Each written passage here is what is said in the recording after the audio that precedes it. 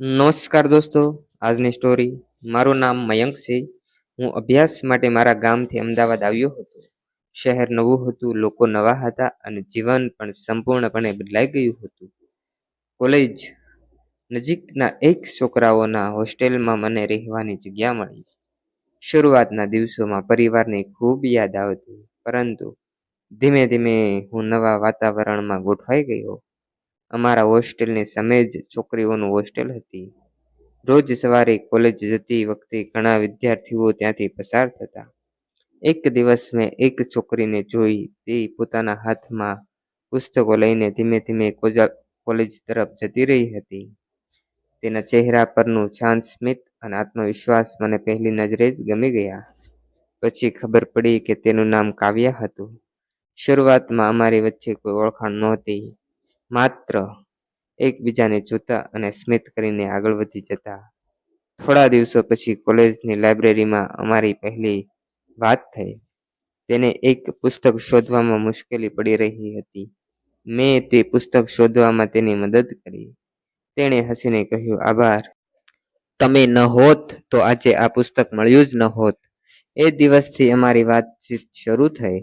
ક્યારેક લાઇબ્રેરીમાં મળતા તો ક્યારેક કોલેજની કેન્ટીનમાં ચા પીતા. ધીમે ધીમે અમારી મિત્રતા ગાઢ બનતી ગઈ.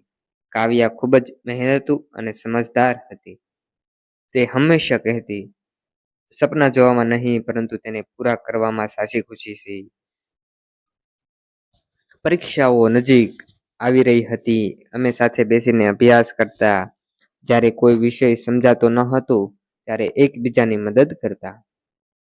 આ દરમિયાન અમે માત્ર મિત્રો જ નહીં, પરંતુ એકબીજાના વિશ્વાસુ સાથી બની ગયા હતા. એક દિવસ કાવ્યા ઘણા દિવસોથી કોલેજમાં આવી નહોતી.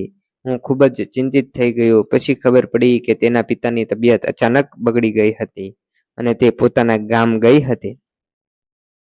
મેં તેને ફોન કરીને હિંમત આપી. તેણે કહ્યું, "તમે વાત કરી એટલે મને ઘણો આત્મવિશ્વાસ મળ્યો." આ ઘટનાએ મને સમજાવ્યું કે કાવ્યા મારા માટે કેટલી ખાસ બની ગઈ હતી. હવે હું મારા દિલની વાત વધુ સમય સુધી છુપાવી શક્યો નહોતો. થોડા અઠવાડિયો પછી કાવ્યા પાછી આવી. તે સાંજે અમે કોલેજના બગીચામાં બેઠા હતા. ઠંડો ઠંડો પવન ચાલી રહ્યો હતો અને આખું વાતાવરણ ખૂબ જ શાંત હતું. મેં ધીમા અવાજે કહ્યું, "કાવ્યા, હું તને એક વાત કહેવા માંગુ છું.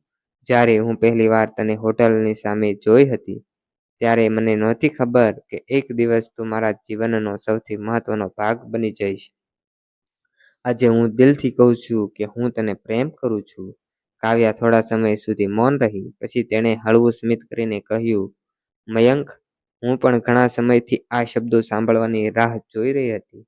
તારી સાદગી, તારી મહેનત અને મારા પ્રત્યેનો આદર જોઈને મને ખૂબ જ ગમે છે." તે જ ક્ષણે મને લાગ્યું કે જીવનની સૌથી મોટી ખુશી મને મળી ગઈ છે. અમે નક્કી કર્યું કે પહેલા અભ્યાસ પૂર્ણ કરીશું અને પછી ભવિષ્ય વિશે વિચારીશું. બંનેએ મહેનત કરીને પોતાની ડિગ્રી પૂર્ણ કરી. કાવ્યાને સારી કંપનીમાં નોકરી મળી અને મને પણ મારી પસંદગીની નોકરી મળી ગઈ. 2 વર્ષ પછી અમે અમારા પરિવારને અમારા સંબંધ વિશે જણાવ્યું. શરૂઆતમાં બંને પરિવારોને થોડો સમય લાગ્યો, પરંતુ જ્યારે તેમણે અમારી સમજદારી, જવાબદારી અને એકબીજા પ્રત્યેનો વિશ્વાસ જોયો, ત્યારે ખુશીથી આ સંબંધ સ્વીકારી લીધો.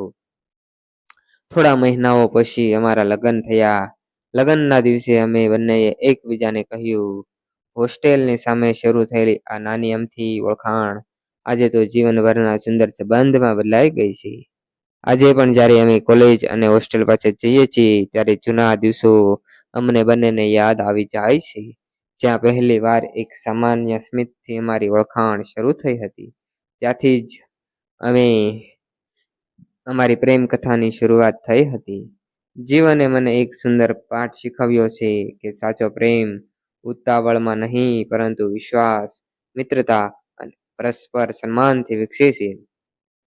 જ્યારે કોઈ પણ બે લોકો એકબીજાના સપનાઓનો આદર કરે છે અને દરેક પરિસ્થિતિમાં સાથે ઊભા રહે છે, ત્યારે તેમનો સંબંધ સમય સાથે વધુ મજબૂત બનતો જાય છે.